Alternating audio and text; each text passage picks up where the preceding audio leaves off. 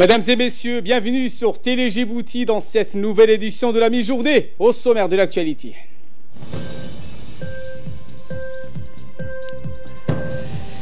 Le président de la République, Ismaël Omar Guelleh, a quitté aujourd'hui en milieu de matinée le pays pour se rendre en Égypte, précisément la localité balnéaire de Sharm el-Cheikh. Et au Sénégal, les Sénégalais aux urnes pour le premier tour de la présidentielle de ce pays du continent. Voilà pour les titres. Merci si vous nous rejoignez sur Télé Djibouti. Le chef de l'État, Ismaël Omar Guelleh, a quitté aujourd'hui, dimanche, en milieu de matinée, le pays pour se rendre en Égypte, précisément la localité balnéaire de Sharm el-Cheikh, où se tiendra du 24 au 25 février prochain le premier sommet Ligue arabe-Union européenne. Plusieurs thématiques sont à l'ordre du jour de cette rencontre qui a valeur de sans précédent en termes d'assises entre les deux blocs. La coopération économique et les défis transcontinentaux requérant une plus grande congestion, concertation et solidarité internationale seront au menu des discussions. C'est en cela que le sommet servira de plateforme importante à l'adoption de résolutions consensuelles en matière de réchauffement climatique. Il servira également de plateforme d'instauration d'une plus grande collaboration entre les pays membres de la Ligue arabe et de l'Union européenne. La République de Djibouti, qui sera représentée à ce premier sommet de Ligue arabe et de l'Union européenne à son plus haut niveau, en l'occurrence par le chef de l'État, Ismaël Omar Guelleh, est en phase de l'ensemble des objectifs visés de cette importante rencontre. Outre la participation au premier sommet de la Ligue arabe Union européenne, le président de la République, Ismaël Omar Guelleh, mettra donc à profit son déplacement en Égypte, à Sharm el-Cheikh, pour s'entretenir en marge de ses principales autorités politiques du pays hôte, notamment le président égyptien Abdel Fattah al-Sisi. Il s'entretiendra également avec plusieurs autres chefs d'État et de gouvernement des pays de la Ligue arabe et de l'Union européenne, participant comme lui au sommet entre les deux blocs. Une importante délégation comprenant notamment le ministre des Affaires étrangères, de la coopération internationale, également porte-parole du gouvernement, Mahmoud Ali Youssouf. Le président de la République accompagne dans le cadre de ce déplacement en Égypte à Sharm el-Cheikh. L'Association des femmes engagées pour la protection de l'environnement, AFEPE, a initié une vaste opération de nettoyage et d'embellissement dans la ville de Tadjoura, la ville blanche, en mobilisant l'ensemble des forces vives de la région. Initiative encouragée par la politique de décentralisation du gouvernement. En effet, cette opération de nettoyage et d'embellissement des artères principales de la ville blanche a vu la participation des associations des services déconcentrés de l'État ainsi que des forces de sécurité, police et gendarmerie qui ont prêté main forte à la population.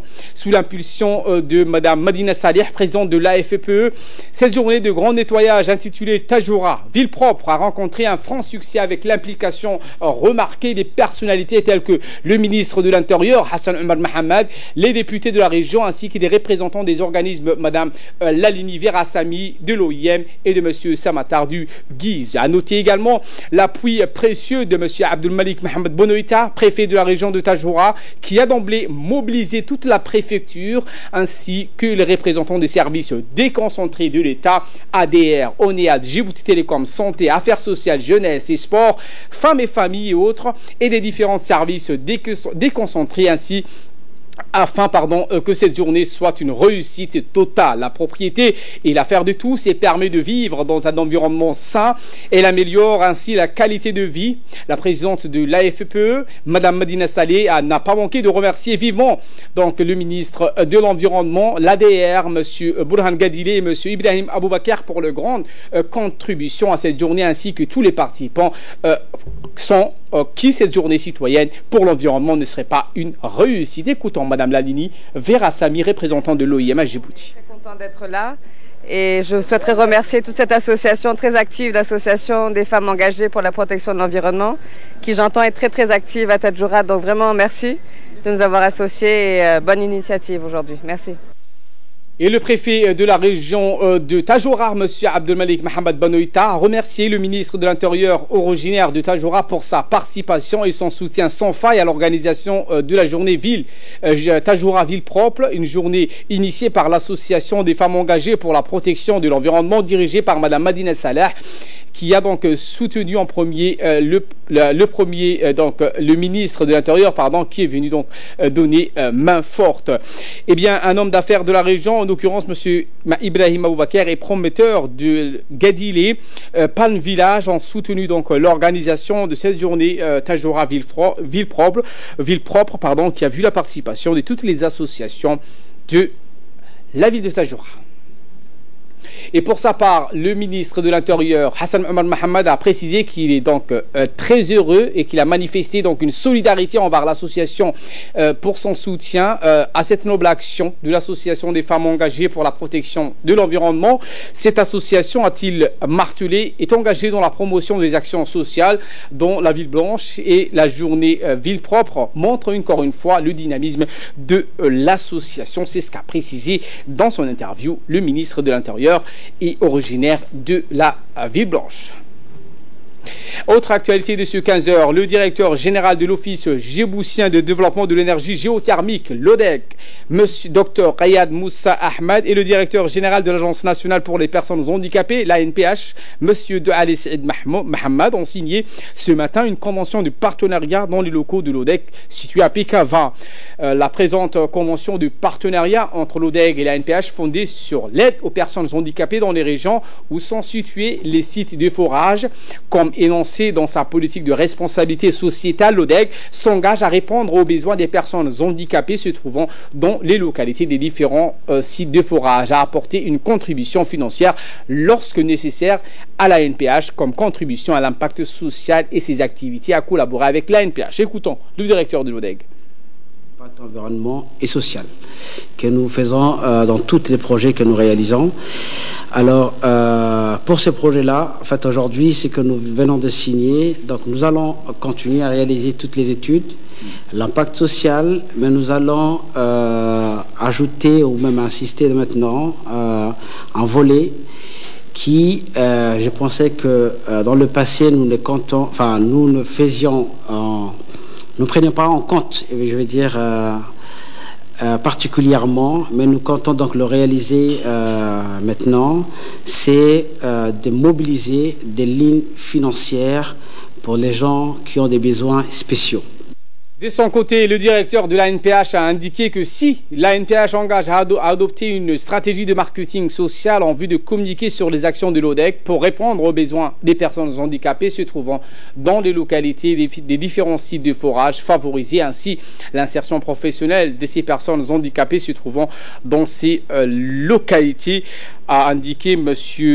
Douali Saïd Mahmoud. M. Douali Saïd Mahmoud a précisé que l'insertion professionnelle est un moyen très important pour les personnes handicapées. C'est pour cela que nous appelons donc aux responsables de l'ODEC à donc favoriser ces groupes de population et s'engager à collaborer aux diverses actions et activités à caractère social de l'ODEC. En bref et en image, avec cette réception du colonel-major, directeur général de l'Académie militaire interarmes d'Arta, qui a reçu dans son bureau le colonel Abba, donc Cheikh, souci attaché du Royaume Maroc auprès de l'Éthiopie. Au cours de cet entretien, les deux responsables ont évoqué les liens qui unissent les deux pays, notamment en matière de coopération militaire. Le directeur de l'AMIA a profité de cette occasion pour remercier le Royaume du Maroc pour son soutien indéfectible à l'école depuis sa création jusqu'à aujourd'hui.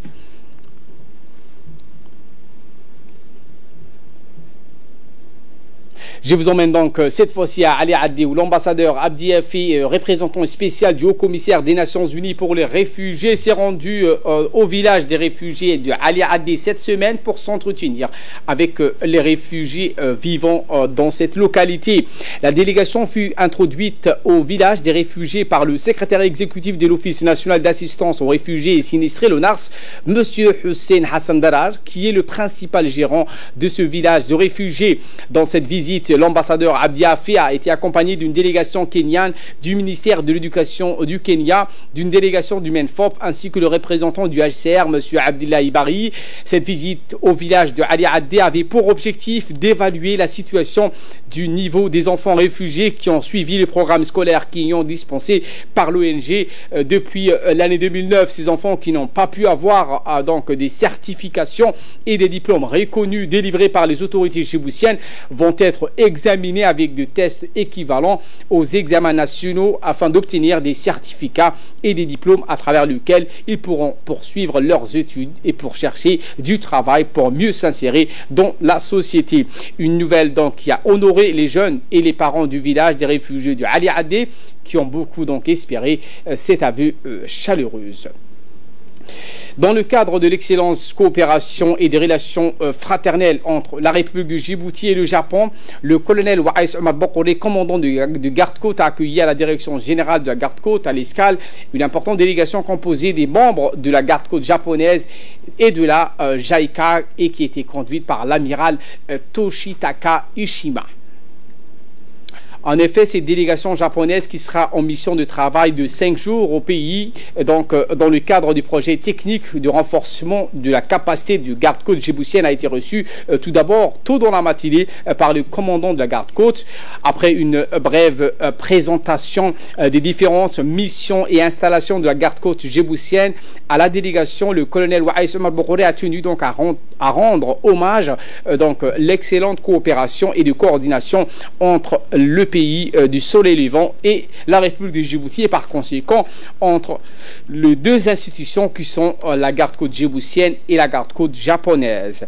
De son côté, l'amiral Toshitaka Ishima a apprécié donc le travail louable effectué par cette institution dans les phases précédentes du projet technique de renforcement de la capacité de la garde-côte djiboutienne et les résultats remarquables de ces missions. Il a en outre souligné dans son intervention que la garde-côte djiboutienne est une institution importante dans plusieurs domaines tels que la sécurité et la sûreté maritime du détroit de Bab el-Mandeb. La visite de travail de la garde-côte japonaise se poursuivra toute la semaine et cette délégation aura l'occasion donc de visiter tous les départements et les différentes installations du garde-côte djiboutienne. Sport à présent, où la fédération djiboutienne de Dakaitou Rio a débuté ce week-end dans l'après-midi un stage international au stade Goulet. La journée d'ouverture a été présidée par la présidente de Dakaitou Rio, Mme Madina Salah Ali, ainsi que ses collaborateurs. Le fondateur de Dakaitou, Sensei Loïta, a dépêché depuis Paris une experte internationale de Dakaitou, Mme Mélanie Chos. Ce stage va durer une semaine et sera effectivement suivi d'une compétition au niveau des régions de l'intérieur. L'objectif de ce stage, destiné donc a priori aux ceintures noires de la discipline, et de renforcer les techniques de combat et les tactiques de self-defense. Depuis quelques années avec Maître Loïta. Pourquoi? Parce que Maître Loïta souhaite former ses ceintures noires. Former ses ceintures noires, c'est pas simplement former techniquement. C'est former avec la partie, comme vous avez vu, il y a la partie pratique et la partie théorique. Pourquoi? Dans le monde aujourd'hui des arts martiaux, n'importe quel art martiaux dans la société actuelle, ce qui est donné aux pratiquants, aux ceintures noires, c'est du mensonge. Maître Loïta veut rétablir la vérité. Pourquoi? Parce qu'on a des générations entre nos mains, on a des jeunes enfants entre nos mains, et on ne peut pas se permettre de leur donner des valeurs ou des techniques qui sont dangereuses. Nécrologie pour clore l'actualité nationale. Des hommes armés ont tué par balle un député vétéran de la vie politique somalienne hier samedi à Mogadiscio. Le défunt Ousmane Elmi Bokore, considéré comme l'un des plus anciens députés somaliens, âgé de 80 ans, a été tué près de son domicile dans le quartier de Sanaa, dans le nord de la capitale Mogadiscio. Suite à ce décès, le ministre de la Communication chargé des postes et des télécommunications, Abdi Youssouf Sougué, adresse ses condoléances les plus attristées à la famille, aux proches du défunt député somalien. Feu Ousmane Elmi Bokore est pris le Tout-Puissant de l'accueillir dans son paradis éternel. Les parlementaires de la région d'Ali Sabi adressent également ses sincères condoléances à la famille et aux proches du défunt. Inna lillahi wa inna ilayhi raji'un. Et de là, nous passons aux nouvelles du monde. Les Sénégalais aux urnes pour le premier tour de la présidentielle ce dimanche. Les Sénégalais se rendent aux urnes aujourd'hui pour le premier tour de la présidentielle. Le chef de l'État sortant, Macky Sall, affronte 4 adversaires. De premiers résultats sont attendus dès la fermeture des bureaux de vote. Le scrutin donc se déroule dans 6500 bureaux de vote repartis au Sénégal ainsi que 310 000 dans la diaspora. Les premiers résultats sont attendus dès la fermeture des bureaux à 18 h, mais ne deviendront officiels qu'à partir du 25 et du 26 février. Un éventuel second tour se tiendrait vraisemblablement le 24 mars. Les autorités ont annoncé le déploiement de 8 000 policiers et gendarmes en tenue dans les agglomérations urbaines le jour de vote, ainsi qu'un nombre indéterminé d'agents en civil. Selon le ministère de l'Intérieur, quelques 5 000 observateurs dans près de 900 de missions étrangères surveilleront le bon déroulement des opérations. Ses concurrents espèrent bien contrarier ses ambitions, à commencer par l'ancien Premier ministre Idrissa Seck, 59 ans, et les députés anti-système et ex-inspecteur des impôts Ousmane Sonko, 44 ans.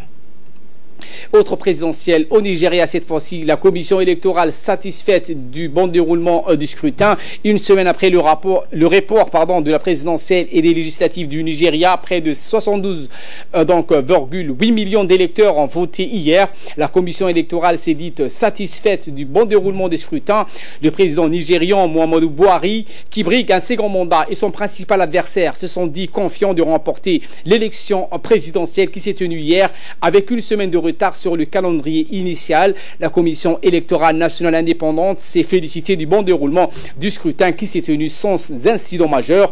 Quelques 70 candidats étaient en lice, mais 2 se détachent, le président sortant et l'homme d'affaires Atiku Abubakar, principal candidat de l'opposition et ancien vice-président de 1999 à 2007. Les analystes s'attendent à un duel serré entre ces 2 hommes. Et au Venezuela, pour terminer, l'armée empêche l'entrée de l'aide humanitaire. Au Venezuela, l'armée fidèle à Nicolás Maduro a repoussé le convoi d'aide humanitaire aux frontières avec le Brésil et la Colombie. Les manifestants qui exigeaient l'entrée de l'aide ont été violemment repoussés. Les troubles ont fait 2 morts et 3000 blessés. L'opposant Juan Guaido avait fixé la journée d'hier comme date butoir pour livrer la précieuse aide humanitaire. Juan Guaido, reconnu comme président par intérim par une 50aine de pays, c'est ce qu'a annoncé le groupe Lima sur la crise au Venezuela. Ce groupe comprend 14 pays d'Amérique majoritairement hostiles à Nicolás Maduro, avec la présence annoncée du vice-président des États-Unis, Mike Pence. Voilà pour l'essentiel de ce 15 h. Merci de votre fidélité. Restez avec nous. Le programme continue sur Télé Djibouti.